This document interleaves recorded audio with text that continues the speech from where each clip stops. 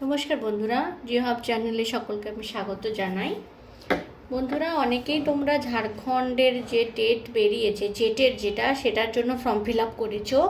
তো ঝাড়খণ্ডের সম্বন্ধে পরীক্ষা দিতে গেলে, ঝাড়খণ্ড রাজ্যে পরীক্ষা দিতে গেলে, সেটা পেপার 1 বা পেপার 2 যাই হোক না কেন, ঝাড়খণ্ড স্টেট সম্পর্কে কিছু বিষয় জেনে রাখা অবশ্যই জরুরি।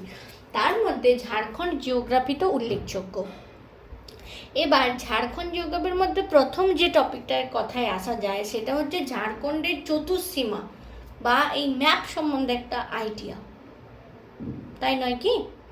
তো আজকে আমি সেই নিয়ে আলোচনা করব, যেহেতু রিসেন্ট ঝাড়খণ্ড জিকে মানে খুবই জানা দরকার বলে আমি মনে করছি জেটেটের জন্য। তো সেই নিয়ে আজকের আমি ক্লাসটা দিচ্ছি তোমাদেরকে। আশা করি ভালো লাগবে। ভালো লাগলে অবশ্যই তোমরা কিন্তু কমেন্টে জানিও কেমন তোমাদের লাগলো, ঠিক আছে? এবার দেখো, ঝাড়খণ্ড স্টেট, ঠিক আছে? এই ঝাড়খণ্ড স্টেটের যদি চতুর্সীমা বলতে হয় বা চারপাশের যে বাউন্ডারির কথা বলতে হয়, চারপাশের বাউন্ডারি ভারতবর্ষের আরও 5টি স্টেটের সাথে শেয়ারিং রয়েছে ঝাড়খণ্ডের। সেই 5টি স্টেট কি কি দেখো, ঝাড়খণ্ডের একেবারে উত্তরে রয়েছে বিহার। যদি উত্তরের অপোজিট দক্ষিণে চলে আসি তাহলে ওডি মানে উড়িষ্যা রয়েছে, এবং পূর্বে রয়েছে ওয়েস্ট বেঙ্গল পশ্চিমবঙ্গ, আর উত্তরে মানে পশ্চিমে রয়েছে ছত্তিশগড়। আর যদি বলে উত্তর পশ্চিমে কি রয়েছে তাহলে হচ্ছে ইউপি বা উত্তরপ্রদেশ। বোঝা গেল 5টা: বিহার, পশ্চিমবঙ্গ, উড়িষ্যা, ছত্তিশগড় আর হচ্ছে উত্তরপ্রদেশ। এবার দেখো বর্ডারগুলো কোন কোন জেলা শেয়ারিং করছে সেটা কিন্তু জেনে রাখা খুব দরকার, কারণ এখনকার দিনের কোশ্চেনের প্যাটার্ন অনেকটাই চেঞ্জ, ঠিক আছে? গড়বা মানে ঝাড়খণ্ডের টোটাল 24টি জেলা রয়েছে। দেখো এখানে আমি 24টি জেলার নামই সুন্দর করে ম্যাপের মধ্যে দেখিয়েছি, তবুও আমি নামগুলো একবার বলে দিচ্ছি: গড়বা, পালামু, চাতরা, লাতেহার, গুমলা, লোহারদাগা, হাজারিবাগ, কোডারমা। এবার এদিকে চলে এসো: সিমডেগা, খুঁটি, ওয়েস্ট সিংভূম, সরাইকেল্লা খারসোয়ান, ইস্ট সিংভূম, রাঁচি, রামগড়, বোকারো, ধানবাদ, জামতারা, দেওঘর, গিরিডি, দুমকা, পাকুড়, গোড্ডা আর সাহেবগঞ্জ। বোঝা গেল এবার কি?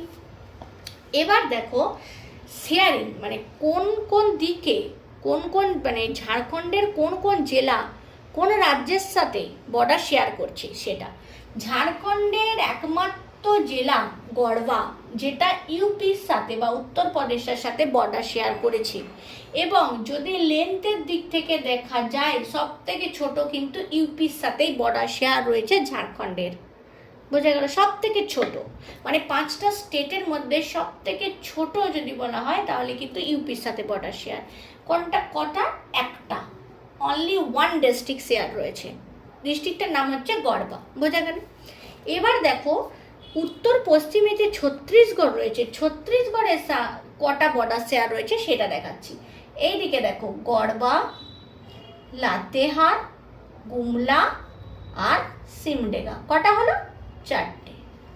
ছত্তিশগড়ের সাথে 4টে বর্ডার। ইউপির সাথে কটা ছিল? একটা। এবার আসা যায় উড়িষ্যার কথায়। উড়িষ্যায় দেখো, উড়িষ্যার সাথে যেটা রয়েছে সিমডেগা, ওয়েস্ট সিংভূম, সরাইকেল্লা খারসোয়া এবং ইস্ট সিংভূম। এখানেও কিন্তু 4টি। উড়িষ্যার সাথেও 4টে জেলার বর্ডার শেয়ার রয়েছে। এবার বিহারের কথায় যদি আসে, বিহারের সাথে কিন্তু 10টা বর্ডার শেয়ার রয়েছে। দেখো কি কি, কাউন্টিং করতে যাও আমার সাথে: গড়বা, পালামু, চাতরা, হাজারিবাগ, কোডারমা, গিরিডি, দেওঘর, দুমকা, গোড্ডা, সাহেবগঞ্জ। বোঝা গেল? 10 বর্ডার শেয়ার। এবার ওয়েস্ট বেঙ্গলের সাথে যদি দেখি, দেখো একেবারে উপরের দিক থেকে সাহেবগঞ্জ, পাকুড়, দুমকা, জামতারা, ধানবাদ, বোকারো, রামগড়, রাঁচি, সরাইকেল্লা খারসোয়া, সিংভূম। এখানেও কিন্তু 10 বর্ডার শেয়ার রয়েছে।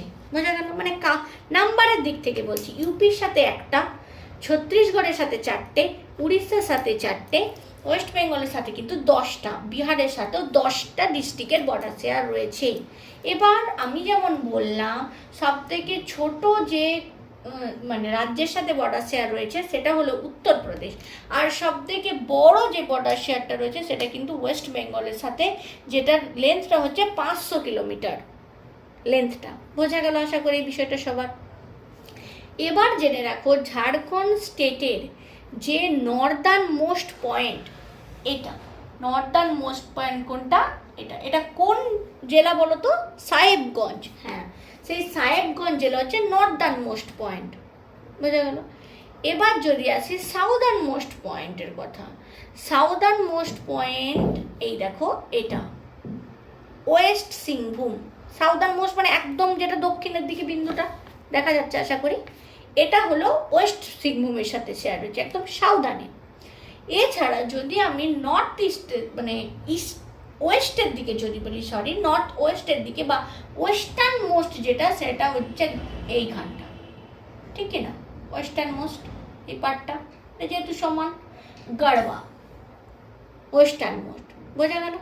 আর দেখো যদি ইস্টার্ন মোস্টের কথা বলি, ইস্টার্ন মোস্টও কিন্তু হয়ে যাবে তোমার সাহেবগঞ্জে লাগভাগ এইখানে।